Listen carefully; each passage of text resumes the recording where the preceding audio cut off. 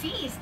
Wala na yatang masuswak pa sa term na ito dahil feast nga naman ang bubulaga sa inyo every Friday dito sa Ortigas. 11 pa lang ng gabi ay packed na ang paligid ng Banchetto sa mga nakaabang na customers.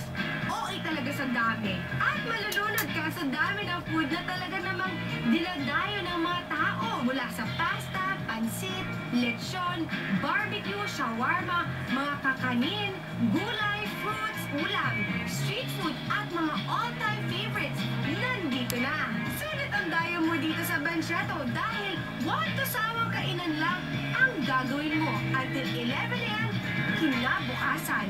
Saan ka pa? From midnight snack to breakfast at lunch, sold ka na! Sa tingin pa lang, I'm sure natakam kayo. Kaya sa next food ninyo, ilagay na ninyo sa listahan ninyo ang Yaki Mix,